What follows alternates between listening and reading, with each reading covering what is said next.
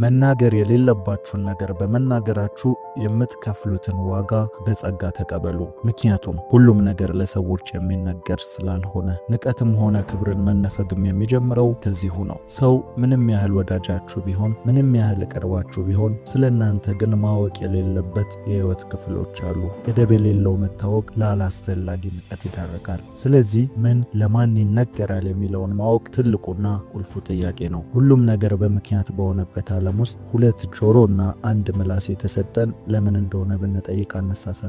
መልሱም ግልጽ ነው። ተፈጥሮ ራሷ ብዙ ማዳመጥንና ትንሽ መናገርን ትደግፋለች። ስለዚህ ዛሬ ከኔ ጋር ሁሉም ሰው ስለናንተ ሊያውቀው የማይገባ የግላችሁ ሚስጥር መሆን ያለበትን 7 የህይወት ክፍሎች ነግራችኋለሁ። መልካም ልብ ካላችሁ ላይክ በማድረግ ይጀምሩ። እስካሁን ለዚህ ቤተሰብ አዲስ ከሆኑ ሰብስክራይብ በማድረግ ቤተሰባችን ይሁኑ።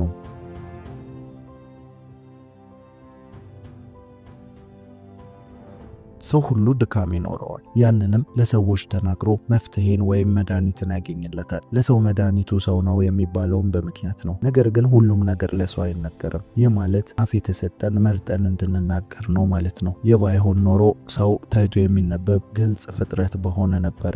ስለ ራሳቸው ምንም ሳያስቀሩ የሚናገሩ ሰዎች በመጨረሻም ይጸጸታሉ። የሚናገሩትንም ባለመምረጣቸው ዋጋ ሲከፍሉ ይገኛሉ። እናንተ ግን ይህ እንዳይሆን ከህይወት ክፍሎቻችሁ ውስጥ መናገር የሌለባችሁን 7 ነገሮች እነግራችኋለሁ። እነዚህ 7 ነገሮች አልበርት አንስታይን በህይወት በነበረበት ጊዜ ለማንም ማጋራት የሌለባችሁ ሚስጥሮች ናቸው ሲል ተናግሮ ነበረ። አሁን ወደ 7ቱ ለማንም መናገር ወደሌለብን ሚስጥሮች እንሄዳለን። አንደኛው ለማንም መናገር የሌለብን አሸናፊ የሆንበትን ሚስጥር ነው። አሸናፊ የሆናችሁበትን ሚስጥር መናገር የሌለባችሁ ያ የእናንተ ቁልፍ ስለሆነ ነው። ጥንካሬያችሁን አሳዩ እንጂ አትናገሩ። ምክንያቱም ጥንካሬያችሁ ምንጭ አለው። ማንም ጠንካራ ሰው ደግሞ የሚጥለው ሌላ ነገር አለ። የመጽሐፍ ቅዱሱ ሳምሶን ጠንካራ ሰው ነበረ፣ ጥንካሬውም ይታይ ነበረ። ነገር ግን ጥንካሬው በፀጉሩ እንደሆነ በተናገረ ጊዜ ያኔ ጥንካሬውን ተነጠቀ። ስለዚህ የጥንካሬያችሁን ምንጭ ወይም ጥንካሬያችሁን አትናገሩ። ይህ ለጠላቶቻችሁ የማጥቂያ መንገድን መክፈት ነው። እንዲሁም የስኬቶቻችሁን ምንጮች ወይም ስኬታማ የሆናችሁበትን ነገር አትናገሩ። ይህ ማለት ለሌሎች አታበረታቱም ወይም አትረዱም አታግዙም ማለት አይደለም። ነገር ግን ለስኬት ያበቋችሁን እነዛ ምስጢሮችንም ማጋራት ተገቢ አይደለም። ወይም ይህ ራሱን የቻለ ጊዜና ቦታ ያለው ነገር ነው። እስቲ ተመልከቱ። የትኛውም ሀብታም፣ የትኛውም ስኬታማ ሰው አንድ በአንድ ሁሉን ነገር አይዘረግፍም። ምክንያቱም እናንተ ስኬታማ የሆናችሁት ሌሎቹ ያንን ስለማያውቁም ጭምር ነው። አንዳንዴ እንደ ስኬቱ አይነትና ይዘት የሚለያይ ነገር ቢሆንም የስኬት ምስጢሮች ግን አብዛኛውን ጊዜ አይነገሩም። የቢዝነስና የሥራ ፈጠራ ስኬቶች ሚስጥራቸው መጠበቅ ይኖርበታል። በአንድ እውነተኛ ታሪክ ላስረዳችሁ። አንድ ሰው በዩኒቨርሲቲ ውስጥ ገንዘብ ይቸግረውና ቢዝነስ ለመስራት ያስባል። ከዚያም ከብዙ ሐሳብና ውጣ ውረድ በኋላ አንድ ሐሳብ ላይ ይደርሳል። ያም ሐሳብ ከዚህ በፊት እርሱ ለራስ ምታት የሚሸጥ ቀለል ያለ መድኃኒት ጎን ለጎን ለእግር ሽታም ጥሩ እንደሆነ ከአንድ ሰው የሰማውን ነው። ከዛም በቀጣዩ ቀን ያንን መድኃኒት ገዝቶ ኤክስፐሪመንት ሲያደርግ እውነትም ያ የራስ ምታት መድኃኒት የእግር ሽታ መድኃኒት ሆኖ አገኘው። ከዚያም በቀጣዩ ያንን መድኃኒት ገዝቶ ስራውን ጀመረ። ስራው ግን ያንን የራስ ምታት መድኃኒት እየገዛ እየፈጨ በሌላ ላስቲክ ማሸግ ነበረ። ይህም የስኬት ሚስጥርን መደበቅ ይባላል። ከዛም ይህ ሰው ለእግር ሽታ መድኃኒት እያለ ከፋርማሲ 5 እና 10 ብር የገዛውን መድኃኒት በ50 እና በ100 በትምህርት ቤት ውስጥ ማከፋፈል ጀመረ። ይህ ሰው ያንን ስራ ሰርቶ የሚፈልገውን ገንዘብ አግኝቶ ከዛ ስራ ወጥቶ መጽሐፉን ጽፎ ይህንን ሚስጥር እስኪናገር ድረስ ለማንም የሚሰራውን ስራ ሚስጥር አልተናገረም ነበረ። በምን እንደሚያወጣው የማይናገርበትም ምክንያት ነገሩ ለመገኘት ቀላል ስለሆነ ነው። ለሱ ቢዝነስ የሆነበት ብቸኛ ምክንያት ያንን መድኃኒት ስለማያውቁት ነው። ስለዚህ ቅድም እንዳልኩት እንደ ስኬቱ ይዘትና አይነት ቢለያየም ነገር ግን የስኬቶቻችሁን ሚስጥር ያሸነፋችሁበትን ሚስጥር ለሰዎች አትናገሩ።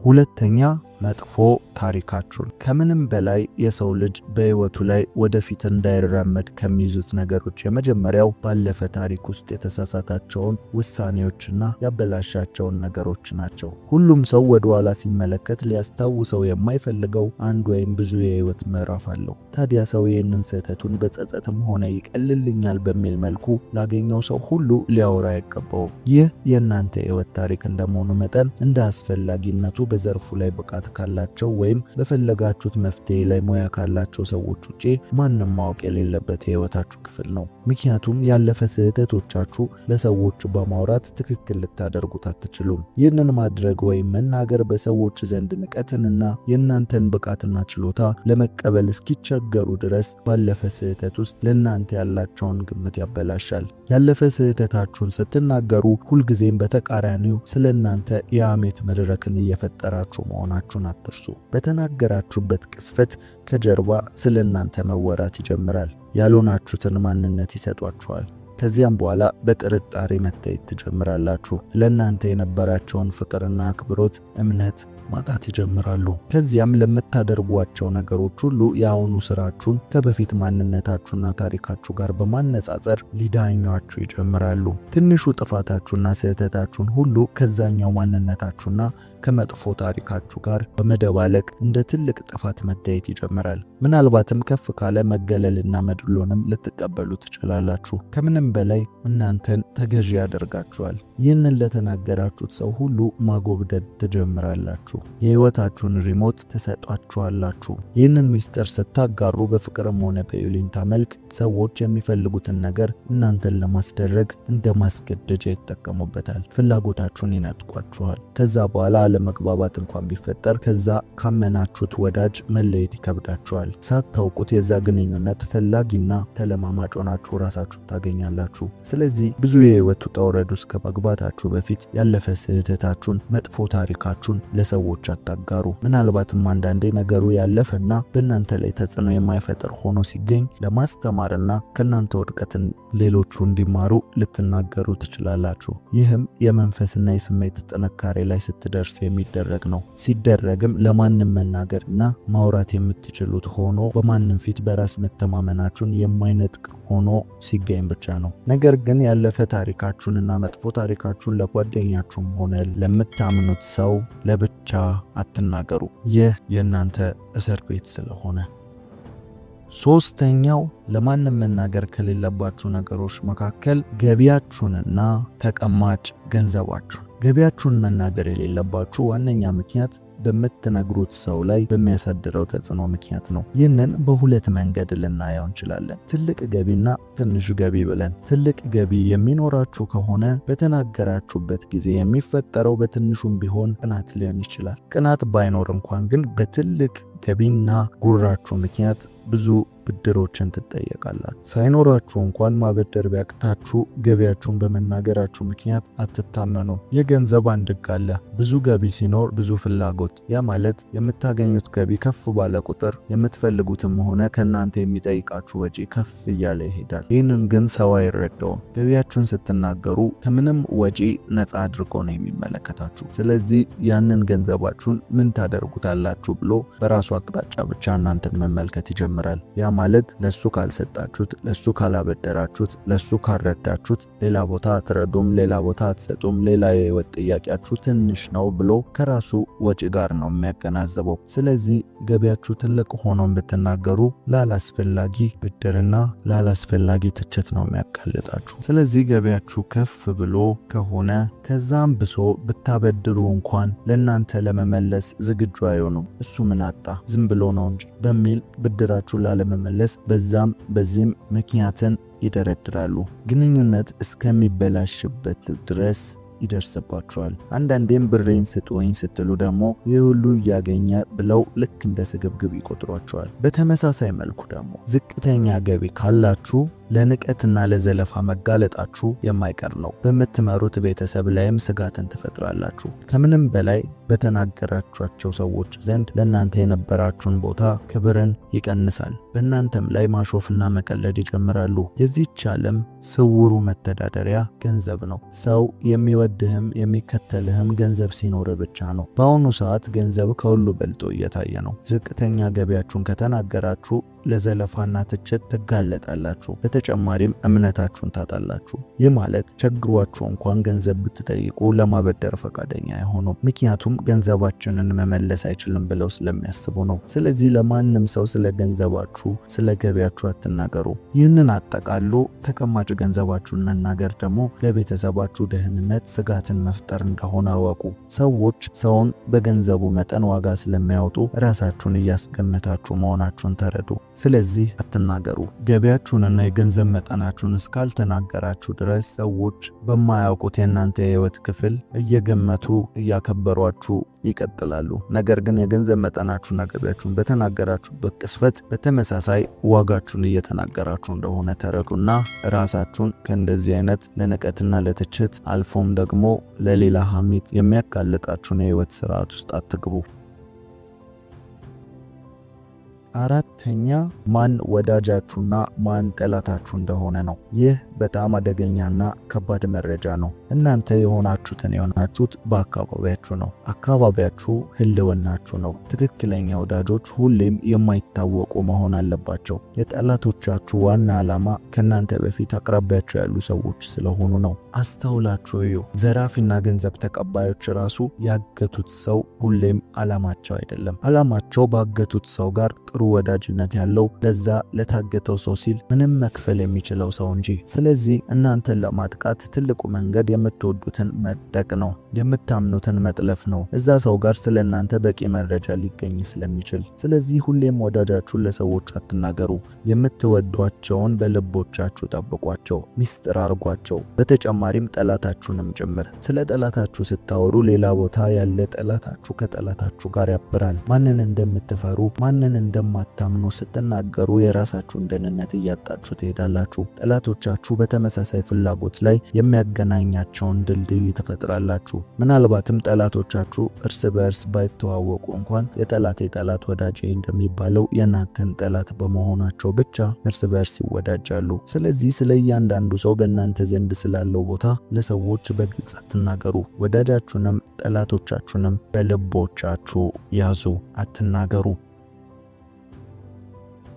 አምስተኛው ለማንም መናገር ከሌለባችሁ ነገሮች ውስጥ ራእያችሁን ነው። ራእያችሁን አታጋሩ። በእውነቱ ከሆነ ራእይ ለሰው ነው። በውስጣችሁ ያ ፍላጎት ሲያድር ለሰዎች በቶሎ አታጋሩ። ምክንያቱም እናንተ የምታዩትን በትክክል አይታያቸውምና ነው። ምክንያቱም ራእይ ከሆነ ያ ነገር የእናንተ ብቻ ነው። ያ የሚገባችሁም የምትረዱትም ወይም የተሰጣችሁ ለእናንተ ነው። በእናንተ ልክ የእናንተ ራእይ ሊኖረው የሚችል ሰው የለም። ይህ በውስጣችሁ ሐዘንን ከመፍጠሩ በፊት አይረዱኝም ከማለታችሁ በፊት ራእያችሁን ለሰዎች አታጋሩ። አንድ ትልቅ አጀንዳን ስታነሱ ወይም ሲገለጥላችሁ በልባችሁ ማቆየትን ተለማመዱ። ራሱ የሚገለጥበት በአካል ቅርጽ የምታስይዙበት ቀን ስላለ ያኔ ባያችሁት ልክ ማየት ይችላሉ። እስከዛ ድረስ ግን ሊታያቸው እንደማይችል እወቁ። የምታስቡትን የህፃናት ጨዋታ አድርገው ከመቁጠራቸው በፊት እናንተም እነርሱን ሰምታችሁ እውነትም ጅል ነኝ እንዴ ምኑን ነው ያሰብኩት ከማለታችሁ በፊት ነገሩን በልባችሁ ባመናችሁት ልክ አካል እንዲለብስ ወደ ተግባር ግቡ እንጂ በዛ ነገር ላይ ሰውን ለማሳመን አትልፉ። እስቲ ያስቡት። መጀመሪያ ሰው በሰማይ ላይ መብረር የሚል ሐሳብ የመጣለት ሰው በጓደኞቹ በህብረተሰቡ ዘንድ አውሮፕላንን ከመስራቱ በፊት ሐሳቡን ሊያስረዳ ቢሞክር ምን ሊፈጠር እንደሚችል ተረዱ። ራእይ የሆነበት ምክንያት ሁሉም ሰው ማየት ባለመቻሉ ነው። ስለዚህ ራእያችሁን ለማንም አታጋሩ። ሁለተኛው ምክንያት ደግሞ እንዳይሰረቅና ባሰባችሁት ልክ ሳይሰራ ተልከስክሶ እንዳይጠፋ ነው። ራእይ በባለ ራእዩ እጅ ካልገባ ያልታያቸውን ምስል ለመስራት ስለሚጥሩ ነገሩ ምልክት እንጂ በትክክል ሐሳቡን ማውረድ አይችሉም። ስለዚህ ባለ ራእዩ ከሆናችሁ ነገሩን እስከ ዳር ለማድረስ ራእያችሁን በልባችሁ ጠብቁ። ይህ ማለት ጓደኛን አትፍጠሩ፣ መንገድን አብሯችሁ የሚጓዝን ሰው አትፍጠሩ ማለት አይደለም። ነገር ግን ዋናውን ስዕል ዋናውን ራእይ ከማሳየታችሁ ይልቅ እየተጓዛችሁ ባላችሁበት መንገድ ላይ የሚያስፈልገውን በቅርብ ጊዜ ልታደርጉ ያላችሁትን ነገሮች፣ አብረዋችሁ እንዲያደርጉ የምትፈልጓቸውን ሰዎች ወይም ደግሞ እንዲረዷችሁ የምትፈልጓቸውን ሰዎች ብቻ እያናገራችሁ ጊዜያዊ መፍትሄን እየጠየቃችሁ ተጓዙ። እናንተ የምትጓዙት ረጅም መንገድ ቢሆንም ለነሱ ግን አሁን ላይ ሊታያቸው የሚችል ሊገባቸው የሚችል ትንንሽ ነገርን ብቻ እየጠየቃችሁ እርዳታ እየጠየቃችሁ ተጓዙ። ያ ነው የራዕይ መንገድ። ዋናውን ትልቁን ስዕል ማንም ሊመለከትላችሁም ሊረዳችሁም ስለማይችል ነው። ስለዚህ ራዕያችሁን የግል ሚስጥር አድርጉት። ስድስተኛው ስለ ሰው አትናገሩ። ይህ በተለምዶ ሐሜት የምንለው ነው። እናንተ መታማት አትወዱም። ስለ እናንተ እንዲወራ አትፈልጉም። ታዲያ ለምን ስለ ሌላ ሰው ታወራላችሁ? ግድግዳን ስትገፉት በተመሳሳይ ፎርስ እናንተን ይገፋችኋል። ያም አክሽን ኤንድ ሪአክሽን ፎርስ ይባላል። ህይወትም እንደዚህ ነው። አንተ ስለ ሌላው ሐሜት ላይ በተሳተፍኩ ቁጥር ስለ አንተም የሚወራው ወሬ አድማሱ እየሰፋ ይሄዳል። ምድር ላይ ያወጣኸውን ኢነርጂ ውጤት ታገኛለህ። ጊዜን ስለ ሰው በማውራት አታጥፋ። ጓደኛ ሲታማ ለኔ ብለህ ስማ እንደሚባለው አንተ ስታማ የሚሰሙ ሰዎች ነገ እነርሱንም እንደምታማቸው ማሰባቸው ወይም መገመታቸው አይቀርም። ደግሞም ልክ ናቸው። ስለዚህ ሐሜትን ስለ ሰው ማውራትን አቁሙ። ምንም አይነት የሰው ስህተትን በሌላ ሰው ፊት አጋፍጣችሁ አትስጡ። የሰው ገመናንና ምስጢርን የመሸከም ትከሻችሁን አስፉ። ይህ እናንተ በሰዎች ዘንድ ጥሩ ተአማኒነትንና ተወዳጅነትን እንዲኖራችሁም ያደርጋል። ስለዚህ በምንም ሁኔታ ስለ ሰው አታውሩ። ከዛ ጋር ተያይዞ ልናነሳ የምንችለው ነገር ቢኖር ስለ ቤተሰባችሁም አትናገሩ ብለን ነው። ምናልባት በቤተሰብ ውስጥ እየኖራችሁ ይሆናል፣ ወይም የራሳችሁን ቤተሰብ መስረታችሁም ይሆናል። በሁሉም መንገድ ግን የቤተሰባችሁን ገመና ለውጭ ሰው አሳልፋችሁ አትስጡ። በቤተሰብ ጉዳይ የተከሰተው ማንኛውም ነገርን የሚመለከተው ቤተሰብን ብቻ ነው። ይህ የሚከሰተው እናንተ ቤት ብቻ አይደለም። በሁሉም ቤተሰብ ቤት ውስጥ የሚያልፍበት የራሱ ችግር አለ። ትንንሽ ጭቅጭቅና ትንንሽ ክርክሮች ይከሰታሉ። ይህም አለመስማማትም ሆነ አንዳንዴ ደግሞ መቋጫ የሌለው አለመግባባት ይኖራል። ነገር ግን በዚህ ጊዜ ክፍተት መፍጠር የለባችሁም። ለማንም ሰው ዳኝነት ጓደኛንም ሆነ ሌላ አካልን በቤተሰብ ጉዳይ አታስገቡ። ትልቁ መርከብ በትንሽ ቀዳዳ አብዝቶ በገባው ውሃ ምክንያት ሊሰጥም ይችላል። በተጨማሪም አንዳንዴ ከጸብና ክርክር ውጪ ቤተሰብ የሚያልፍበት ሌላ የገንዘብና የህመም ወይም የተለያዩ ችግሮችን አሳልፋችሁ አትስጡ። ከማንም ጋር አትወያዩበት። ቤተሰባችሁን አደጋ ላይ አትጣሉ። ቤተሰብ በእናንተ ምክንያት ድክመቱ ታውቆ ሀፍረትና መሸማቀቅ ውስጥ ሊገባ አይገባም። ይህንን ስታደርጉ ደግሞ መጀመሪያውኑም የቤተሰቡ ምስጢር የእናንተም ጭምር ስለሆነ ነው። ነገር ግን የእናንተ ብቻ አይደለም። ስለዚህ መናገር እንኳን ቢያስፈልግ የቤተሰቡ የግል ፍላጎት ከግምት ውስጥ ገብቶ በውይይት የሚፈቀድ ነገር መሆኑን አትርሱ። ካለዚያ እንደ ራሳችሁ ብቻ ምስጢር በየቦታው ከዘራችሁት ለጠላት ሰፊ በርን ትከፍታላችሁ። የቤተሰባችሁን ደህንነት አደጋ ላይ ትጥላላችሁ። ስለዚህ የእናንተ ቤት ጓዳ ማንም ሰው ማወቅ አይኖርበትም። ይህ የግል ጉዳይ ስለሆነ። በተጨማሪም ለእናንተ ቅርብና ታማኝ ሰው ከቤተሰባችሁ በላይ ቅርብ የሚሆን የለም። ሊረዷችሁም ሆነ ሊረዷችሁ ቤተሰባችሁ ከእናንተ ጋር ናቸው። ስለዚህ መፍትሄን ፍለጋ ሌላ የሚጎዳችሁን ነገር አታድርጉ፣ አታውሩ። ይህ ምስጢርን መጠበቅ የእናንተን ኃላፊነት የመጠበቅ ብቃት ያሳያል። ስለዚህ በሐሜት መሳተፍም የለባችሁም። ስለ ቤተሰባችሁም ለሰዎች ተንትናችሁ መናገር የለባችሁም። ሰባተኛውና የመጨረሻው የወደፊት እቅዳችሁን ነው። የሰው ልጅ ወደፊትን በአይነ ህሊናው የመሳል ከፍተኛ አቅም አለው። ይሄ ኢማጂኔሽን ደግሞ ወደ እቅድና ወደፊት ላይ ብዙ እንድታስቡ ያደርጋል። ያም በውስጣችሁ ልዩ ስሜትን ይፈጥራል። ከዛም ልክ በዛ ጊዜ ተናገሩ የሚል ስሜት በውስጣችሁ ይፈጠራል። ስለዚህ የሰው ልጅ ተፈጥሮ አዲስ ሐሳብንና የወደፊት እቅድን ለሰዎች የመናገር ጥልቅ ፍላጎት ያድርበታል። ይህ ግን ሁለት ጉዳት አለው። አንደኛ አእምሮአችን የሚጠቀመው ዘዴ ሲሆን፣ ሁለተኛ ሰዎች ጋር በመድረሱ የሚፈጠረው ስሜት ነው። አንደኛ አእምሮአችን የሚጠቀመው ስሜት ስንል አእምሮ በተደረገና ሊደረግ ባለ ነገር መካከል የሚለየው በሚሰማን የእርካታ ስሜት ብቻ መሆኑ ነው። ያም ማለት ነገሩ ከመደረጉ በፊት ያንን የእርካታ ስሜት ካገኘው ነገሩ እንደተደረገ የመቁጠር ባህሪ ያለው። ይህም ለዛ ነገር የሚያሳድረው ግፊትና ኃይል እየቀነሰ ይመጣል። በዚህም ምክንያት ያቀደውን ሳያደርግ እኛም ያሰብነውን ሳናደርግ እንቀራለን ማለት ነው። ሰው እቅዱን የወደፊት ዓላማውን ለሰዎች በቃል ሲናገር የእፎይታና የእርካታ ስሜት ይሰማዋል። እንዲናገርም የሚያስገድደው ኤነርጂ ለዚሁ ነው። ስለዚህ በተናገራችሁበት ቅስፈት ከውስጣችሁ ውጥረት ታርፋላችሁ ማለት ነው። ነው። እፎይታንም ታገኛላችሁ። ያን አእምሮ ነገሩ እንደተደረገና እንደሆነ መቁጠር ይጀምራል። ስለዚህም ለዛ ተግባር ያወጣ የነበረውን ኢነርጂና ኃይል ግፊት ይቀንሳል ወይም ያቆማል። ብዙዎቻችን በዚህ ምክንያት የምንፈልገውን ነገር ሳናደርግ ቀርተን እናውቃለን። እናቅዳለን፣ አንፈጽምም። ምክንያቱም ለሰዎች በመናገራችን ምክንያት ኢነርጂያችን ስለወጣ ነው። ስለዚህ እቅዳችንን ለሰዎች መናገር የለብንም። እቅዳችንን ለሰዎች መናገር የሌለብን አንደኛው ምክንያት ይሄ ሲሆን፣ ሁለተኛው ደግሞ በመናገራችን ምክንያት በተናገርነው ሰው ላይ የምናሳድረው ስሜት ነው። ሰው ምንም ያህል ጥሩና መልካም ቢሆን ራሱን ግን ማወዳደሩ የማይቀር ነው። ይህ ማለት በምትናገሯቸው ነገር ላይ ሊያበረታቷችሁም ሊያደንቋችሁም ይችላሉ። በተቃራኒው ግን በውስጣቸው የበታችነትን ስሜት ትፈጥራላችሁ። ያም ማለት ራሳቸውን ከእናንተ ጋር ያወዳድራሉ። እናንተ ለመጎበዝ፣ እናንተ ለመለወጥ፣ እናንተ ብዙ ነገርን ለመፍጠር ባሰባችሁበት ልክ የእነሱን ስንፍና ታሳያችኋላችሁ። ስለዚህ ሰዎች ደግሞ ስንፍናቸውን የሚነግራቸው ወይም ደግሞ የእነሱን ማነስ የሚነግራቸውን ሰው አይፈልጉም። ስለዚህ ራሳቸውን ከእናንተ ጋር በቁመትም ማለካከት መወዳደርም ይጀምራሉ።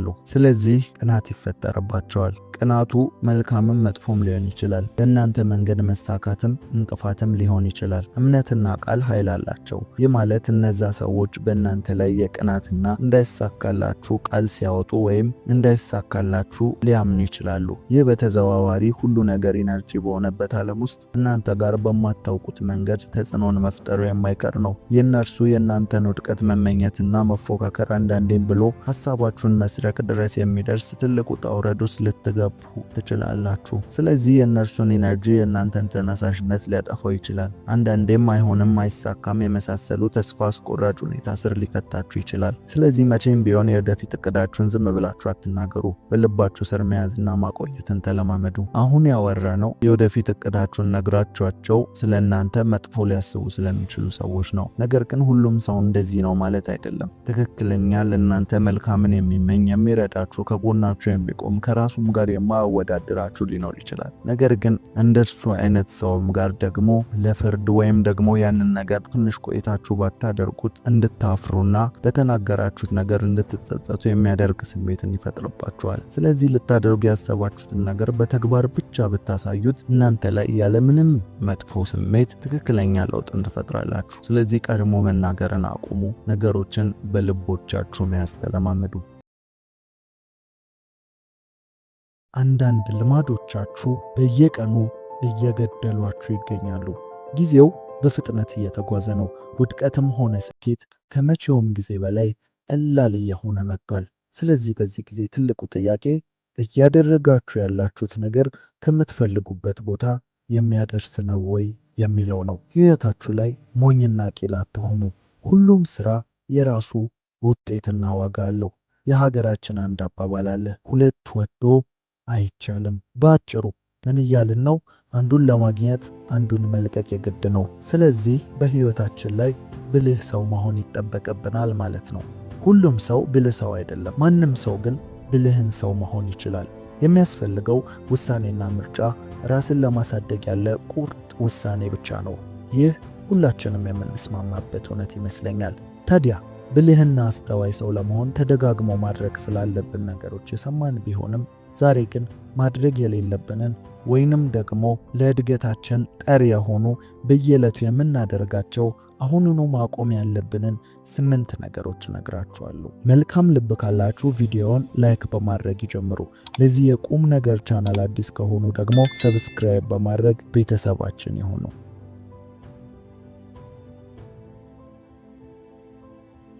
ብልህ ሰዎች ከማያደርጓቸው ነገሮች መካከል አንደኛው ጥቅም ከሌላቸው ማህበራዊ ሚዲያዎች ይቆጠባሉ። ይህ በተለይ በአሁኑ ዘመን ላይ አንጾት ልንሰጠው የሚገባ አሳሳቢ ጉዳይ ከሆነ ሰነባብቷል። ሰዎች በእጃቸው ባለችው ስልክ ዓለምን መዞር፣ አንድ ርዕስን ማውራትና ከዓለም ጋር መገናኘት እየቀለለ መጥቷል። ታዲያ ይህንን ሙሉ ለሙሉ በጭፍን የምንቃወም ሳይሆን ግን ጥቅምና ጉዳትን የምናመዛዝን ካልሆነ ይዞን መጥፋቱ የግድ ነው። ራሳችንን በዚህ ዘመን በሚጠቅመን ርዕሰ ጉዳይ ላይ ብቻ እንድናሳተፍ ማድረግ እጅግ እየከበደ መጥቷል።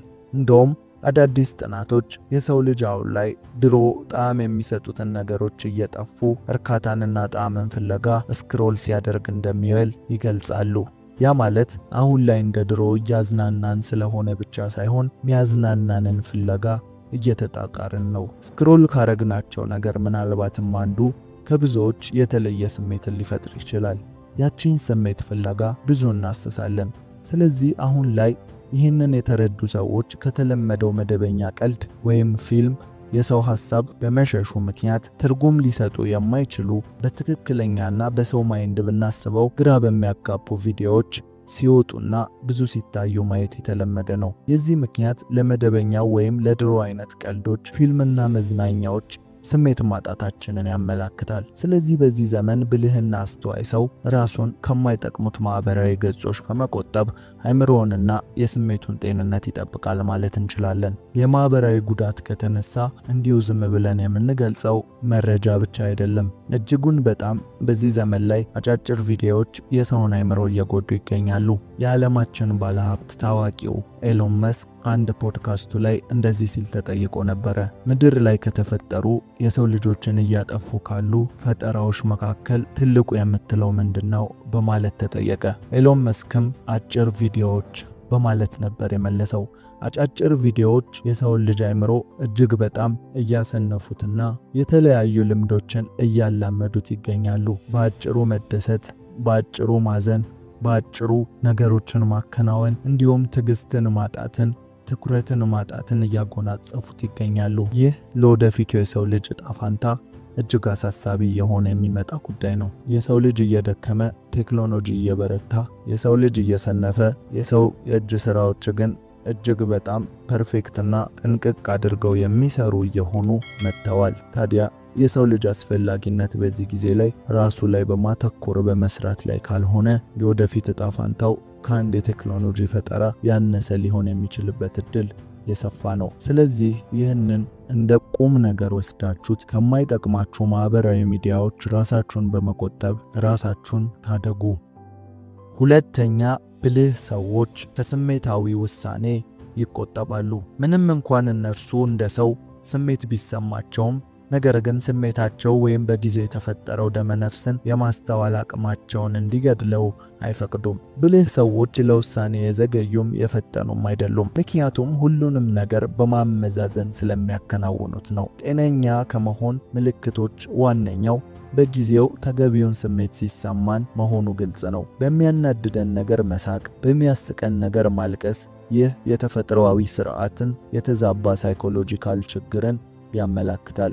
ስለዚህ ስሜት የለሽ መሆን ጤነኛ አለመሆን ነው ካልን ስሜትን ማዳመጥና በትክክል መረዳት ጤነኝነት ነው ማለት ነው። ስሜት ጤነኛ ነው ካልን ደግሞ ብልህ ሰዎች ስሜታቸውን እንዴት ያስተናግዱታል የሚለው ነው ማለት ነው ትልቁ ጥያቄ። ሁልጊዜም ብልህና አስተዋይ ሰዎች ስሜታዊነታቸው በማስተዋልና የማሰብ ችሎታቸውን እንዲያደበዝዝ ወይም የውሳኔ አሰጣጥ ሂደታቸውን እንዲያዛባ አይፈቅዱም። ይህንንም ተግባራዊ ለማድረግ በስሜት ውስጥ እንደሆኑ በተሰማቸው ጊዜ ለራሳቸው ከውሳኔ በፊት ጊዜ ይወስዳሉ። አንድ በተደረገ ጥናት በትንሹ አንድ ጉዳይ ከተፈጠረ በኋላ ለራሳችሁ 48 ሰዓታትን ብትሰጡት በነገሩ ላይ ትክክለኛና አስፈላጊ ውሳኔን መወሰን ያስችላችኋል ይላል። ይህም የሆነበት ምክንያት ነገሩ ከተፈጠረበት ጊዜ አንስቶ እስከ 48 ሰዓቱ ድረስ የተፈጠሩ ስሜቶችን ማራገፍና ነገሩን አመዛዝነው ለመወሰን ስለሚያስችላችሁ ነው። ስለዚህ ብልህ ሰዎች ሁልጊዜም በስሜታዊነት ከሚሰጥ ውሳኔ ራሳቸውን ይቆጥባሉ። በስሜታዊነት የሚሰጥ ውሳኔ ስንል ግን ሁልጊዜም ንዴትና ብስጭትን ብቻ አይደለም። በደስታም ጊዜ የሚገቡ ቃል ኪዳኖች ማስተዋል ያስፈልጋቸዋል። የሰው ልጅ በደስታ ጊዜ በስሜታዊነት የማይፈጽመውን ቃል ይገባል። ከዛም በዛ ታስሮ ሲኖር እንመለከተዋለን። ስለዚህ ደስተኛ በምንሆንበት ጊዜ ቃል አለመግባት፣ እንዲሁም በምናዝንበትና በምንበሳጭበት ጊዜ አለመወሰን ነገሮቻችንን በትክክለኛው መንገድ እንድንመራ ያግዙናል ማለት ነው። ሶስተኛው፣ ብልህ ሰዎች አላስፈላጊ ኃላፊነቶችን አይቀበሉም። በእርግጥ በተደጋጋሚ በሳልና ብልህና አስተዋይ ሰዎች ኃላፊነትን እንደማይሸሹ ወይም የመቀበል ዝንባሌ እንዳላቸው የታወቀ ቢሆንም ነገር ግን ሁሉንም ኃላፊነቶች ግን ያግበሰብሳሉ ማለትም ግን እንዳልሆነ ልብ በሉ። በህይወት ውስጥ እንደ ጊዜው እንደ ወቅቱ የሆኑ ኃላፊነቶችን በህይወታችን ላይ ማጋጠማቸው የማይቀር ነው። እነዚህንም ተቀብሎ ተገቢውን ምላሽ መስጠትና ነገሩን በብቃት መወጣት እጅግ አስፈላጊ ነገር ነው እና ግን አሁን ባልነው መንገድ በብቃት ነገሮቹን ለማከናወን ስለ ነገሩ ጠለቅ ያለ ግንዛቤ አንዳንዴም ለኃላፊነቱ የምንወስደው ጊዜ አለ ወይ? ጉዳዩስ ምን ያህል አስፈላጊ ነው ብለን ስንፈትሽ ሁሉንም ኃላፊነቶች ከማግበስበስ እንቆጠባለን። ለዚህ ነው ብልህ ሰዎች ሁሌም እችላለሁና አደርጋለሁ ብለው የማይቀበሉት። ነገር ግን ከማንኛውም ሰው ይልቅ ለኃላፊነት እነርሱ የበለጠ ይታመናሉ። ምክንያቱም ኃላፊነትን ሲቀበሉ በጥልቀት ተመልክተውና አመዛዝነው ነው። በዚህም ምክንያት ለኃላፊነቱ ይመጥናሉ ወይም በበቂ ሁኔታ ይወጣሉ ተብለው ይታመናሉ። ሞኞች ግን ሁሉንም ነገር በዓይነ ሕሊናቸው ብቻ እየሳሉ አደርጋለሁ፣ እሰራለሁ ብቻ በሚል ወሬ ይታወቃሉ። ለመታመንም የሚመረጡ አይደሉም። ምክንያቱም እነርሱ ስለ ነገሩ አውቀው ሳይሆን ሁሉንም በስሜት ብቻ ስለሚናገሩ ነው። ስለዚህ ብልሆች ሁሌም ካላስፈላጊ ኃላፊነቶች ራሳቸውን ይቆጥባሉ። አራተኛ፣ ትርጉም የለሽ ግንኙነቶች። አስተዋይ ሰዎች በሚያደርጓቸው ግንኙነቶች እጅግ መራጮች ናቸው። አላስፈላጊ ግንኙነቶችን ያስወግዳሉ። ከሚያውቋቸው ሰዎች ጋር መጠነኛ ንግግርን ማድረግን ይመርጣሉ። እንደ ወሬ፣ ሐሜት፣ ትርጉም ከማይሰጡ ንግግር ከማድረግ ይቆጠባሉ። ያልተጨበጡ ጉዳዮችን ከማውራት በአንድ ሰው የግል ጉዳይ ገብቶ ከመፈትፈት ይቆጠባሉ። በአጠቃላይ ቁም ነገር በሌላቸው ንግግሮች ወይም ግንኙነቶች መሳተፍም ሆነ ጊዜያቸውን ማሳለፍ አይፈልጉም። ይልቅስ በግንኙነታቸው ውስጥ ዕውቀትን የሚጨምርላቸውና አእምሯቸውን የሚያሰፋ ዓላማ ያለው ውይይቶችን ማድረግ ይመርጣሉ። ይህ ብቸኛ ስለመሆን ወይም የማያውቁትን ሰው ስላለማናገር አይደለም። ይህ የሚያተኩረው በየትኛውም ግንኙነት ውስጥ ለእናንተ ስለሚሰጠውና ለወደፊት ለህልማችሁ ስለሚያደርገው አበርክቶ ነው። የማይጠቅማችሁ ሰፈር አትዋሉ። ለዚህ ነው ብልህና አስተዋይ ሰዎች ሁልጊዜም ከማን ጋር ውለው የማንን አይነት ባህሪ ወይም ከማን ጋር ኤነርጂ መለዋወጥ እንዳለባቸው ቆም ብለው የሚያስቡት። ወደዳችሁም ጠላችሁም ከሰው ጋር ጊዜ እስካሳለፋችሁ ድረስ ከናንተ ወደ እነርሱ ከነርሱም ወደ እናንተ የሚጋባ ኤነርጂ ይኖራል። ስለዚህ በግንኙነት ውስጥ ብልህና አስተዋይ ሰዎች በመራጭነታቸው የታወቁ ናቸው። ለግንኙነታቸው ፍጹም ጠንቃቃና አስተዋይ ናቸው። በዚህም ምክንያት ራሳቸውን ከትርጉም የለሽ ግንኙነቶች ይቆጥባሉ። አምስተኛ፣ አውቃለሁ ማለትን። ብልህ ሰዎች ብዙ ጥበብ እንዳያመልጣቸው አውቃለሁ ከማለት ራሳቸውን ይቆጥባሉ። በዚህም ምክንያት የሁል ጊዜም ተማሪ ናቸው ማለት እንችላለን። ታላቁ ሶቅራጠስ በጊዜው ብልህና አስተዋይ ሰው ከነበሩ ሰዎች አንዱ ሲሆን ታላቁ የሚታወቅበት መመሪያ ግን እኔ የማውቀው አለማወቄን ነው በማለት ነበር። የሰው ልጆች መቼም ሁሉንም አዋቂ መሆን እንደማንችል ልንገነዘብ ይገባል። ስለዚህ ሁሌም የተማሪነት ልቦናን ልንይዝና ክፍት የሆነ አእምሮን ልናዘጋጅ ይገባል። ለአዳዲስም ሆነ ለፈጠራ ነገሮች የተማሪ አእምሮ ተመራጭ ነው። አውቃለሁ ብሎ ራሱ ላይ ትልቁን ደጅ የዘጋ ሰው ዘወትር በነበረበት ሲረግጥና ሲከርም እንመለከተዋለን። እናንተ ግን የተለየን ነገር መላመድም ሆነ ማወቅን አትፍሩ። ይህ የተፈጥሮም ሆነ የፈጣሪ ስጦታ ነው። ዕውቀታችን አንዴ የሚገነባና የማይቀየር ቢሆን ኖሮ ገና ስንፈጠር በቂና አስፈላጊ ዕውቀትን ይዘን ሌላው ባላስፈለገን ነበረ። ነገር ግን ስንፈጠር ንጹሕና ለመማር የተዘጋጀ አእምሮን ይዘን ተወለድን። ግን አሁን አውቄያለሁ አልቀይርም የምትሉት ዕውቀት ሁሉ በዚህ ምድር ከመጣም በኋላ የያዝነውና የገነባነው ነው። ይህ ምንን ይነግረናል? እኛ ማለት የዕድሜ ልክ ተማሪዎች መሆናችንን ነው። ከሕይወት ትምህርት ቤት የምንመረቀው በሞት ብቻ መሆኑን ተገንዘቡ። እስከዚያ ግን ሁሌም ዝግጁ የሆነ ክፍት ልቦናን አዘጋጁ። ብልህ ሰዎች ለዚህ ነው አውቃለሁ ከማለት ራሳቸውን የሚቆጥቡት። በዚህም ባህሪያቸው ዘወትር ራሳቸውን ሲያሻሽሉና ትላንት ከነበሩበት ሁልጊዜም አንድ እርምጃ ወደፊት ሲቀርቡ ይታያሉ። 40 ዓመት አንድን ሥራ የሠራ ሰው ስንት ዓመት የሥራ ልምድ ያለው ይመስላችኋል? መልሱ ግልጽ ነው። ቢበዛ 1 ዓመት የሥራ ልምድ አለው ልንል እንችላለን። ምክንያቱም ያቺን 1 ዓመት እንጂ 40 ዓመት የደከማት ሌላ ዕውቀትና ራሱን ሲያሻሽል ስላልተገኘ። ስለዚህ ሁሌም ይህንን ተገንዘቡ። አሸናፊና ስኬታማ ብልህ ሰዎች ለመጪው ጊዜ ራሳቸውን የሚያዘጋጁ ናቸው። ዓለምና ቴክኖሎጂ ከምናስበው በላይ በፍጥነት እየተጓዘ መሆኑን ተገንዘቡ። ከዚህ ፍጥነት ጋር ደግሞ ራሳቸውን ለማስጓዝ ምን ያህል ዝግጁ ናችሁ? በዛው ልክ ደግሞ በማስተዋልና በጥበብ እንጂ የመጣልን ሁሉ መቀበል አለብን ማለትም እንዳልሆነ ተገንዘቡ። ስለዚህ ብልህ አውቃለሁ ከማለት ይቆጠባል ማለት እንችላለን። ስድስተኛ ከመፍረድ ይቆጠባሉ። ሁልጊዜም በሳልና ብልህ ሰዎች ለፍርድ አይቸኩሉም። ምክንያቱም ሁሉም ሰው ምንም ሊሰራ እንደሚችል ያምናሉ። ያ የሰራውም ነገር በሰው ዘንድ ሳይሆን ባደረገው ሰው ዘንድ ግን ምክንያት ሊኖረው እንደሚችልም ያገናዝባሉ። ቦታው ላይ ሆኖ ማየት ስለማይቻል በማንም ላይ ከመፍረድ ይቆጠባሉ። ይህም ካላስፈላጊ ትችቶች፣ ወቀሳዎችና ከዝም ብሎ ወሬና አስተያየቶች ራሳቸውን መጠበቅ ያስችላቸዋል። በዚያም እየተሳተፉ ሰዎች ላይ ሲፈርዱ አይገኝም። ሌላ ይህንን የማያደርጉበት ምክንያት ደግሞ የሰው ልጅ ስላለው የእውቀት ውስንነት ጠንቅቀው ስለተረዱ ነው። መጀመሪያ እንዳነሳ ነው ሁሉንም አውቃለሁ የሚል ሰው ባለመኖሩ ምክንያት በማንም ላይ ከመፍረድ እንቆጠባለን ማለት ነው። የማያውቅ ሰው ባላረጋገጠው ነገር ላይ አይፈርድምና። ስለዚህ ብልህ ሰው በተጨማሪም ለሰዎች ያዝናል። ይበልጡኑ ለመረዳትና ምንም ያርቁ ምን በምን ምክንያት ሊያደርጉት እንደቻሉ ለመረዳትና ለማገዝ እንጂ ከጀርባ ሆኖ በሐሜት ሰዎችን ሲተች አይገኝም።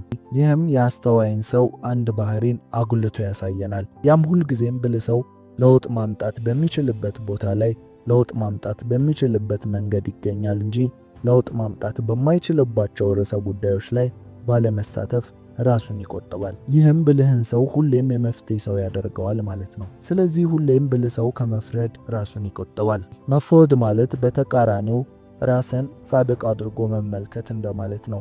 ወይም የራስን ጉድፍ የራስን ችግር አለመመልከት ማለት ነው። ሰዎች ላይ ልትፈርዱ አንድ ጣታችሁን ስትዘረጉ አራቱ ጣቶች ወደ ራሳችሁ ነው እንደሚባለው ማለት ነው። ስለዚህ ሁልጊዜም ሰዎች ላይ ስትፈርዱ በተመሳሳይ መነጽር የእናንተ ስህተትና የእናንተ ጥፋት ጎልቶ ይታያል ማለት ነው። ስለዚህ በመጀመሪያ ራሳችሁ ላይ ያለውን ችግር አጥሩ። መቼስ ማንም ሰው እዚህ ምድር ላይ ጻድቅና ምንም አይነት ስህተትን የማይሰራ ሰው አይደለም። ስለዚህ ሰዎች ላይ ከመፍረዳችሁ በፊት ራሳችሁ ላይ አተኩሩ። ይህ ብልህ ሰዎች የሚያደርጉት ዋነኛ ባህሪያቸው ነው። ሁልጊዜም ለፍርድ አይቸኩሉም ብቻ ማለት ሳይሆን ደግሞ ከፍርድ ራሳቸውን ይቆጥባሉ። አንዳንድ ጊዜ ፈልገን ሳይሆን አእምሯችን ራሱ የራሱን ፍርድ ሊያስተናግድ ይችላል። ሁልጊዜም ታሪክን ስንሰማ በአንደኛው ሳይድ ላይ ሆነን መስማታችን የግድ ነው። ሰዎች መካከል ላይ ሆነን ሁሉንም መረዳት አንችልም። በዳይና ተበዳይ ካለው ወይ ተበዳዩን ወይ በዳዩን እንደግፋለን። ስለዚህ ይህን አይነቱ ፍርድ በሚያጋጥመን ጊዜ ደግሞ አእምሯችንን ከፍርድ ሂደቱ እንዳይፈርድ ማመቻቸት ይጠበቅብናል። ይህ ብዙ ጥረትን የሚጠይቅ ነው፣ የአእምሮ ልምምድንም የሚጠይቅ ነው። ምክንያቱም በተፈጥሯችን የሆነ ታሪክን ስንሰማ ወይም ደግሞ የሆነ ነገርን ስናይ ለፍርድ በፍጥነት የሚቸኩል ልቦና ስላለን ነው። ስለዚህ ከተፈጥሯችን በላይ በሆነ ልምምድ ራሳችንን ከፍርድ ልንቆጥብ ይገባል። ስለዚህ ብልህ ሰዎች ሁልጊዜም ከፍርድ ራሳቸውን ይቆጥባሉ። ሰባተኛ ለአስተያየት ዝግ አይደሉም። አስተዋይ ሰዎች አስተያየቶችን፣ ነገሮችን ለማሻሻል ለመለየት በዋጋ ሊተመን የማይችል መሳሪያ መሆኑን ያውቃሉ። ምንም እንኳን ለመስማት አስቸጋሪ ሊሆን ቢችልም አዎንታዊ ለውጦችን ለማድረግ ግን እድልን ይሰጣል። ትችት ሊደርስባችሁ የሚችሉ ሁኔታዎችንና ወቀሳዎችን ከማስወገድ ይልቅ ራሳችሁን ወደ ውጭ አውጥታችሁ የተቻላችሁን ሁሉ አስተዋጽኦ አድርጉ። ያ ማለት አስተያየቶችን ሁሉ ይቀበላሉ ማለትም እንዳልሆነ ልብ ልትሉት ይገባል። ነገር ግን የአስተያየቶችን ልክነት ከመዘኑና በእነርሱ ዘንድ ተቀባይነት ካገኘ በኋላ ለመለወጥ ወይም ማሻሻል አይሰንፉም። ይሄ ማንነት ደግሞ ሁልጊዜም በለውጥ ውስጥ የሚኖር ሰው ማንነት ስለሆነ በጊዜ ሂደት ውስጥ ኋላ ቀር ሆነው አይገኙም። ያ ማለት ከዘመኑ ጋር ፈጥነው ማደግን ይችላሉ ማለት ነው። በምሳሌ ስናየው ድሮ ካሴትና ሲዲ ይሸጥ የነበረ ሰው አሁን ዘመን ላይ ተቀይሮ ወደ ፍላሽና ኢንተርኔት ስንገባ ራሱን በምን መንገድ ያሻሽላል ወይም እንዴት ሰርቫይቭ ያደርጋል ብላችሁ መመልከት መቻል አለባችሁ። አያችሁ፣ አንዳንድ ጊዜ ላይ የነበሩ ቢዝነሶች በጊዜያት ሂደት እንደየዘመኑ ይቀያየራሉ። ለአስተያየትና ለመሻሻል ክፍት ልብ ያለው ሰው ከሆነ ተመቻችቶ አንድ ቦታ ላይ የማይቀመጥ ሰው ነው ማለት ነው። ስለዚህ ሁልጊዜም በሚደርሰው አስተያየት ውስጥ ከኖረ ራሱን አሻሽሎ ስለሚኖር ያሸንፋል። ልባም ሰው ሁልጊዜም ለመማር ዝግጁ ስለሆነ አስተያየትን እየተቀበለ ይቀጥላል ማለት ነው። ያ ካሴትና ሲዲ ሻጭ ራሱን ከዘመኑ ጋር ካላዘመነ ግን ሁልጊዜም ይጠፋል። ይህንን ደግሞ ራሱን ከዘመኑ ጋር ለማዘመን የሚመጣለትን አስተያየት መቀበል መቻል አለበት።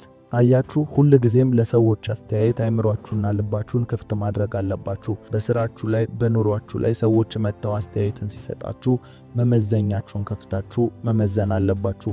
አስተያየትን በሙሉ አልቀበልም ማለት ለጥፋት ይዳረጋል። ማንም በእኔ ላይ አይመለከተውም፣ ምንም አይመለከተውም ብላችሁ አታስቡ። ብትሰሩ ስራን የምትሰሩት ለሰው ነው። ብትኖሩ ከሰው ጋር ነው። የምትኖሩትም እዚህ ዓለም ላይ ነው። ስለዚህ ዓለም ላይ የሚካሄደው ነገርና ሰዎች የሚፈልጉት ነገር ሁሉ ይመለከቷቸዋል ማለት ነው። አገልግሎት ሰጪ ከሆናችሁ አገልግሎታችሁን እንደ ሰው ፍላጎት እያስተካከላችሁ መሄድ አለባችሁ። ዓለም ላይ የሚቀያየሩ ዜናዎችም ካሉ ስራችሁን፣ ኑሯችሁን ስለሚነካ መስማትና ራሳችሁን እያሻሻላችሁ መሄድ አለባችሁ። ስምንተኛውና የመጨረሻው ብልህ ሰው እዚህም እዚያም ከማለት ራሱን ይቆጥባል። ይህ የብልህ ሰው ትኩረት አጠባበቅ ነው። ብልህ ሰው ፍጹም የሆነ ንጹህ ትኩረትን ይለማመዳል። ለሰው ልጅ ስኬት ወሳኝ ከሆኑ ነጥቦች ዋነኛው ትኩረት መሆኑን ተገንዘቡ። ትኩረት የሌለው ሰው የሚይዘው የሚጨብጠውን ያጣ ሰው ነው። ብልህ ሰው ግን በህይወቱ ውስጥ ነገሮችን በልዩ ትኩረት ያከናውናል። ሲበላ ስለ ምግብ፣ ሲሰራ ስለ ስራው፣ ሲተኛ ስለ እረፍቱ ብቻ ትኩረት በማድረግ ይኖራል ማለት ነው። ካልተጨበጠ ህይወት ራሱን ይጠብቃል። ሁሌም ያየው ሁሉ የሚያምረው እዚህም እዚያም የሚሯሯጥ አይደለም። ሰው ሁሉ ያበላል ወዳለው ግር ብሎ አይጓዝም። መንገዱን በትጋትና በትኩረት መሄድን ይመርጣል። በራሱ እንጂ በሰዎች እቅድ አይመራም። ስለዚህ ምንን፣ እንዴት፣ በምን ያህል ጊዜ ማከናወን እንዳለበት ያውቃል። ያም ትኩረት ይባላል። ስለዚህ ብልህ ሰው እዚህም እዚያም ከማለት ራሱን ይቆጥባል። ይህኛው ነጥብ ላይ በዋነኝነት ከዘመኑ ጋር አያይዘን ልንመለከት የሚገባ ነገር ነው። አሁን ላይ ሰው ሁሉ በተመሳሳይ ርዕስ ላይ ይገኛል። ሁሉም ሰው በየወቅቱ አንድ የሚያግባባው አንድ ርዕሰ ጉዳይ ብቻ ይፈጠራል። ሁሉም ሰው አንድ ዜና ላይ ያተኩራል። ይሄ ስራ ያበላል፣ ይሄ ነገር ያዋጣል ሲባል አብዛኛው ሰው ግር ብሎ ወደዛ ዘርፍ ላይ ይገባል። በዚህ ጊዜ በሶሻል ሚዲያም ትሬንድ የሆኑ ነገሮች ይፈጠራሉ። ትሬንድ ማለት በራሱ ሰዎችን በአንድ ነገር ላይ ማዝመት ወይም ማጓጓዝ እንደማለት ነው። የሆነ ነገር ትሬንድ ሆነ ማለት ሁሉም ሰው ማድረግ ጀመረው እንደማለት ነው። ስለዚህ ብልህ ሰው ግን ከእንደዚህ አይነቱ ነገር የራቀ ነው። ባለማስተዋል ከህዝብ ጋር ግር ብሎ የሚጓዝ አይደለም። ሁልጊዜም መንገዱን ቆም ብሎ በማስተዋል የሚፈትሽ ነው። የጠቢብ ዓይኖች በራሱ ላይ ናቸው እንደሚል መጽሐፉ፣ ብልህ ሰው ሁልጊዜም ራሱ ላይ ብቻ ትኩረትን ያደርጋል። መንገዱን በአግባብ ይጓዛል። አንዳንድ ጊዜ ያለ ምክንያት ደብሯችሁ ያውቃል? የሥራ ሞራላችሁ ውስጥ ጠፍቶ ያውቃል? ድንገተኛ የሆነ ጭንቀት፣ ራስን የመጥላት ስሜት ተሰምቷችሁ ያውቃል? ለመለወጥ ስትፈልጉ ወደ ኋላ የሚጎትታችሁ ምክንያት የማታውቁት ነገር አለ? ዛሬ ለመለወጥ የነበራችሁን ሞራልና ኤነርጂ ሁሉ ወዲያውኑ ጠፍቶ እናንተ እንኳን ምክንያቱን ባላወቃችሁበት መንገድ መረበሽ፣ መድከም፣ አንዳንዴም ከሥራ መዛል፣ መጨነቅ የመሳሰሉ ስሜቶችን አስተናግዳችሁ ታውቃላችሁ? ለመለወጥ በሞራል አቅዳችሁና ወስናችሁ ስትጨርሱ ባልተረዳችሁበት ምክንያት ያ የመለወጥና የመቀየር ፍላጎት ከውስጣችሁ ድንገት ሲጠፋ አስተውላችኋል? አንዳንዴ ደግሞ ብዙ እየሰራችሁ እየለፋችሁ ብዙ ርቀት መጓዝ ሲኖርባችሁ ሕይወታችሁ ግን ከነበራችሁበት ፈቀቅ ሳይል እዛው መርገጥ ሆኖባችኋል። ይሄ የሚሆንበት ብዙ ምክንያት ቢኖርም ዋነኛው ግን በአካባቢያችሁ ያለ ኢነርጂ በእናንተ ላይ የሚያሳድረው ነው ብላችሁ ላታምነኝ ትችላላችሁ። በቤታችሁ ውስጥ በመኝታ ክፍል ውስጥ የሚገኙ ዕቃዎች፣ ቀለማት፣ የብርሃን መጠን የመሳሰሉት ሕይወታችሁ ላይ ትልቅ ተጽዕኖ አላቸው። በዛሬ ቪዲዮ በቤታችሁ ውስጥ ማስወገድ የሚኖርባችሁን 5 ዕቃዎች እነግራችኋለሁ። እነዚህ ዕቃዎች ሳታስቡት ቅድም የነገርኳችሁን ስሜቶች እንድታስተናግዱ ከሚያደርጓቸው ነገሮች ዋነኞቹ ናቸው። ቤት መኖሪያ እንደመሆኑ መጠን ዕቃዎችን በጥንቃቄ ልትመርጡና አንዳንዴ ሳታስተውሉት ብዙ ነገርን እየጎተተባችሁ ያሉትን ዕቃዎች ደግሞ ለይታችሁ ልታስወግዱ ይገባል። ስለዚህ ዛሬ ከኔ ጋር 5 ከቤታችሁ ልታስወግዷቸው የሚገቡ ዕቃዎችን እንነጋገራለን። መልካም ልብ ካላችሁ ቪዲዮውን ላይክ በማድረግ ይጀምሩ። ለዚህ የቁም ነገር ቻናል አዲስ ከሆኑ ሰብስክራይብ በማድረግ ቤተሰባችን ይሁኑ።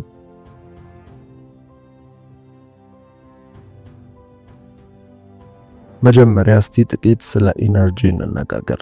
መጀመሪያ እንድታውቁ የሚፈለገው ነገር ኢነርጂ ነው። እኛን ጨምሮ እቃዎች፣ ሁሉም ነገር የራሱ ኢነርጂ እና ፍሪኩዌንሲ አለው። ይህ በቀጥታ ስለ ሎ ኦፍ ቫይብሬሽን ላይ ይገናኛል። ሎ ኦፍ ቫይብሬሽን ምንድነው ካልን የንዝረት ኃይል የሚያመለክተው። እስቲ ጥቂት ስለ ኢነርጂ እንነጋገር። መጀመሪያ እንድታውቅ የሚፈለገው ነገር ኢነርጂ ነው። እኛን ጨምሮ እቃዎች፣ ሁሉም ነገር የራሱ የሆነ ኢነርጂና ፍሪኩዌንሲ አለው። ይህ በቀጥታ ስለ ሎ ኦፍ ቫይብሬሽን ላይ ይገናኛል። ሎ ኦፍ ቫይብሬሽን ምንድነው ካልን የንዝረት ኃይል የሚያመለክተው በዓለማችን ውስጥ ያለው ሁሉም ነገር በቋሚ እንቅስቃሴና በንዝረት ውስጥ ነው የሚለውን ሐሳብ ነው። ይህ ንዝረት ደግሞ ለእያንዳንዱ ዕቃና ቁስ አካል የተለያየ ነው። ያም ልዩ የሆነ ንዝረት ወይም ድግግሞሽ ፍሪኩዌንሲ በመባል ይጠራል። ስለዚህ ሁላችንም የምንለያየው በድግግሞሽ ወይም በፍሪኩዌንሲ ነው ማለት። ፍሪኩዌንሲ ራሱን የቻለ ሰፊ ሐሳብ ቢሆንም አንድ እንድትረዱልኝ የምፈልገው ስሜቶች ራሳቸው ፍሪኩዌንሲ እንደሆኑ ነው። ሐዘን፣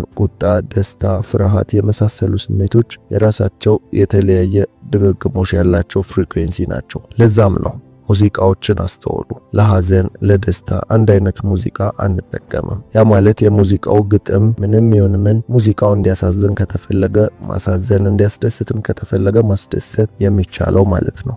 ይህንን ታላላቅ ዘፋኞች የሙዚቃውን ዓለም ሚስጥር ሲያጋልጡ ገልጸውታል። ታዲያ ዛሬ የምናወራው ቁስ አካሎች የሐዘንን፣ የደስታን የመሳሰሉ ፍሪኩዌንሲ ወይም ኢነርጂን በውስጣቸው መያዝ መቻላቸውን ነው። በዚህ ምክንያት ያ ኢነርጂ በአካባቢያቸው ላይ ወይም በሚጠቀሙባቸው አካል ላይ የሚያወራርሱት ኃይል አለ። አስተውሉ። ሙሉ ለሙሉ የእነርሱ ኢነርጂ ብቻ ሳይሆን የእናንተም ኢነርጂ እነርሱ መካፈል መቻላቸውን አትርሱ። ታዲያ ልክ ጓደኛን እንደሚስለው ሁሉ አካባቢያችን ካሉ እቃዎች ጋር የመወራረስ አቅም አለን ማለት ነው። አሁን በቀጥታ እነዚህ ከፍተኛ ኤነርጂ ተሸካሚዎችና ልታስወግዳቸው የሚገቡ የቤት እቃዎችን እንነጋገር። አንደኛ አሮጌ እቃዎች።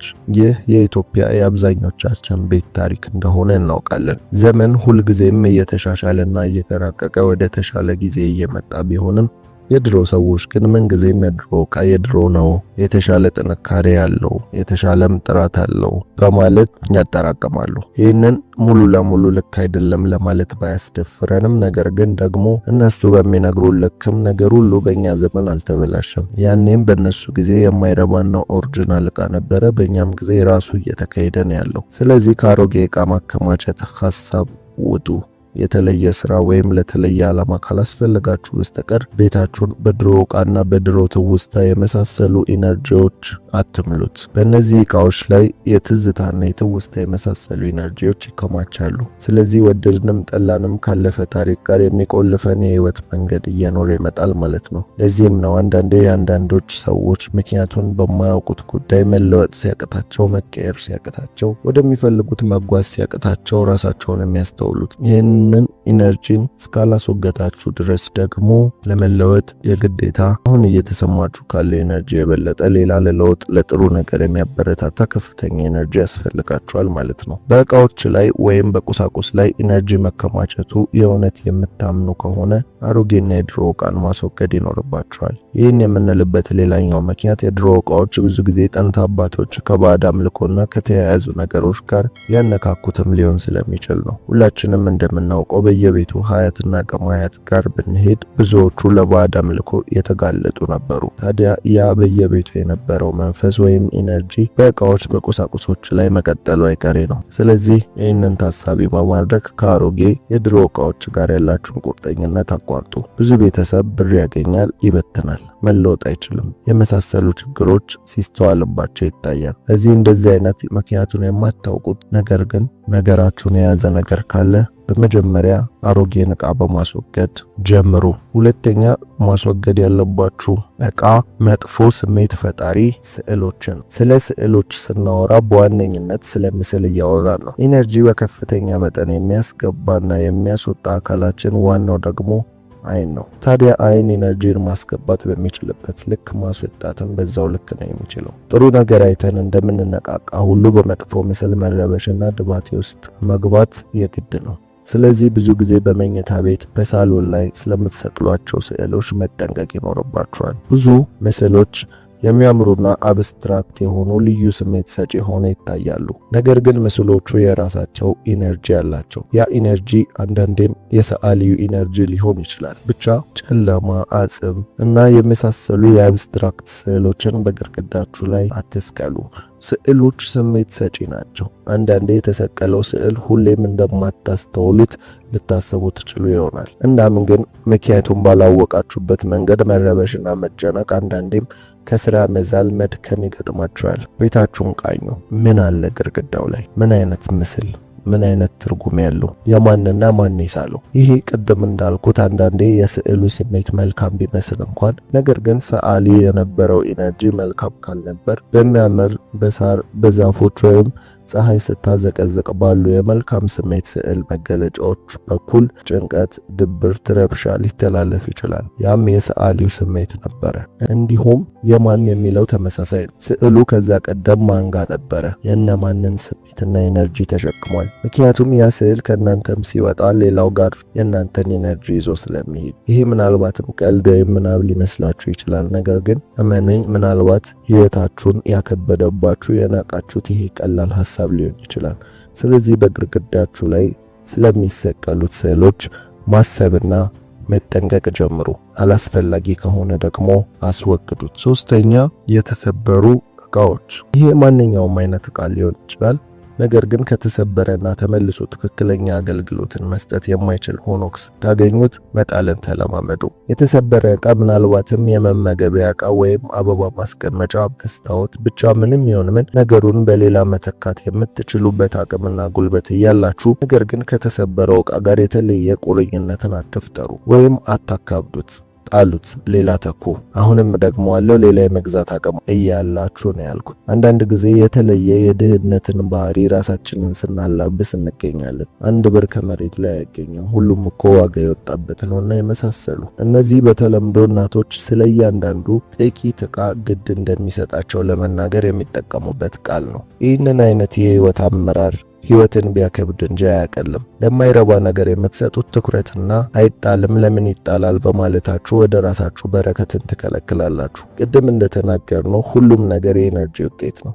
ራሳችሁ ላይ የምትናገሩት፣ የምትጠሩት፣ የምትተገብሩት እና የምታስቡት ነገር ህይወታችሁን ይቆጣጠራል እንዲሁም ይመራዋል። ስለዚህ በቅድሙ መሰረት በእጃችሁ የተሰበረውን ከያዛችሁ አዲስና ጥሬውን በየት እጃችሁ ልትቀበሉ ነው ሎጂኩ። ስለዚህ ለለውጥ ለአዲስ ነገር መልቀቅን ልትማሩ ይገባል። መልቀቅ ወይም መጣል ማስወገድን ተለማመዱ። እንዲሁም የተሰበሩ ዕቃዎች በራሳቸው በመሰበራቸው ምክንያት የመሰበር ስሜትን ሊያስተላልፉ ይችላሉ።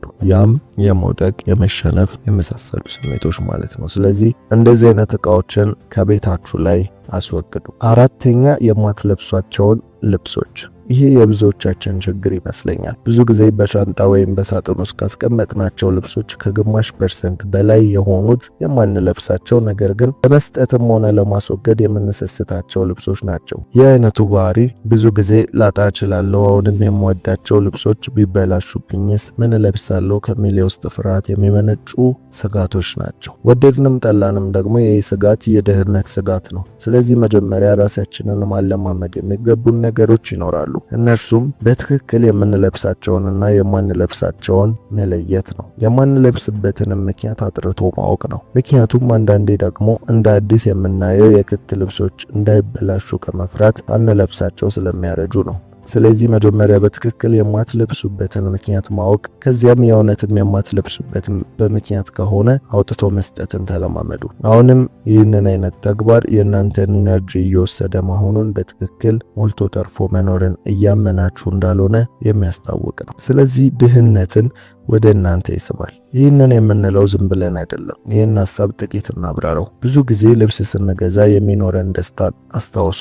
ታዲያ ያ ደስታ ከልብሱ ጋር የምንፈጥረው መስተጋብር መሆኑንም አስቡ። ከዚያም ያን የምትወዱትን ልብስ አሊያም የምትሳሱለትን ልብስ የሆነ ጊዜ ላይ መልበስ ታቆማላችሁ። የዚህም ምክንያት እናንተ እያደጋችሁ ስለሆነ ነው። ማደግ በቁመትና በሰውነት ብቻ ላይሆን ይችላል። ነገር ግን ጊዜ በተቀየረ ቁጥር ለዛ ልብስ ያላችሁ ፍቅር ይቀንሳል። ልብሱ ማርጀት ሲጀምር የእናንተ አስተሳሰብ ደግሞ መለወጥ ይጀምራል። ታዲያ ያ ልብስ ግን የእናንተን ያለፈ ትዝታ ወይም ኢነርጂ በውስጡ መሸከሙን አትርሱ። ስለዚህ በማታውቁ መንገድ ያ ልብስ ከእናንተ ጋር በቆየ ቁጥር የምትካፈሉት ኢነርጂ ወይም ወደ ኋላ ወደ ትዝታ መሳቡ አይቀሬ ነው። ስለዚህ በማታውቁት መንገድ ያ ልብስ ከእናንተ ጋር በቆየ ቁጥር የምትካፈሉት ኢነርጂ ወደ ኋላ ወደ ትዝታ መሳቡ አይቀሬ ነው። ይህንን በደንብ አገናዝቡ። ብዙ ሰዎች በሞት የተለያቸውን ሰው ትዝታ በልብስ ሲያስቀሩ አይታችሁ አታውቁም? ይህንን የሚያደርጉት እውነተኛ የዛ ሰው ኢነርጂ ከእነርሱ ጋር ስለሚሰማቸው ነው። ታዲያ በልብስ ውስጥ ኢነርጂ ይከማቻል ማለት ነው። ሁሌም መለወጥ፣ ወደ አዲስ ምዕራፍ መሸጋገር ከፈለጋችሁ የምትለብሱትን የድሮ ወይም የማትለብሷቸውን ልብሶች ማስወገድ ጀምሩ። አምስተኛና የመጨረሻው የሞቱ ሰዎችን ዕቃዎችና ልብሶች እንዲሁም መጠቀሚያዎችን ነው። ይህንን ከላይ ጠቀስ አድርገን ያለፍነው ሐሳብ ነው። እኛ ሰዎች የምንወደው ሰው ሲሞት ከፍቅራችን የተነሳ ጠረኑ ያለበትን ልብስ፣ የሱን ሽቶ፣ ቀለበቱን፣ የአንገት ሐብሉን ብቻ ምን አለፋችሁ ብዙውን ዕቃ ለትዝታነት ራሳችን ጋር እናስቀራለን። ነገር ግን ይሄ ለሕይወታችን በጣም አስጊ መሆኑን አልተረዳንም። የትኛውም ቁስ አካል የኢነርጂ መተላለፊያ መንቀሳቀሻ መሆኑን ተረዱ። የሞቱ ሰዎች መገልገያ የሆነ የትኛውም ቁስ ትላንት ላይ የቀረ ኢነርጂ አለው። ስለዚህ ለአዲስ ለውጥ እንዳትዘጋጁ ተጽዕኖን ያሳድርባችኋል። ወደፊት እንዳትቀጥሉ ያደርጋችኋል፣ ወደ ኋላም ይጎትታችኋል። ይህ የሚሆንበት ምክንያት ኢነርጂው ትላንት ላይ የተቀበረ በመሆኑ ነው። የሞቱ ሰዎችን ፎቶና የተለያዩ መጠቀሚያዎች በቤታችን ውስጥ በሚኖርበት ጊዜ ከመንፈስ ጋር የተለየ ቁርኝነት ያላቸውንም መሆኑን አስታውሱ። የሞቱ ሰዎች የሞቱት አካላቸው እንጂ መንፈሳቸው እንዳልሆነ ተረዱ። ይህ ማለት ከመንፈሳቸው ጋር ያለ ቁርኝነት መኖሩ ግልጽ ነው። ይህ ሰፊና በቀላሉ የማናብራራው ቢሆንም አንድ የምንስማማበት ግልጽ እውነት ግን አለ። የሞቱ ሰዎች መጠቀሚያን መጠቀምም ሆነ ማስቀመጥ ለማይታየው ዓለም ሴራ እንደሚያጋልጠንና መጥፎ ኢነርጂን እንደሚሰጠን ነው። ለዛም ነው የሞቱ ሰዎች ምንም መልካምና ጥሩ ቢሆኑ በህልም በሚታዩበት ጊዜ ግን የመጥፎ ገድ ምሳሌ ተደርገው የሚቆጠሩት። ስለዚህ ከሞቱ ሰዎች ትውስታ ራሳችሁን አስለቅቁ፣ ከቤታችሁም አስወግዱ። ጆሲ ነበርኩ። ከተመቻችሁ ላይክ፣ እስካሁን ለዚህ የቁም ነገር ቻናል አዲስ ከሆኑ ሰብስክራይብ በማድረግ ቤተሰባችን ይሆኑ። እናመሰግናለን።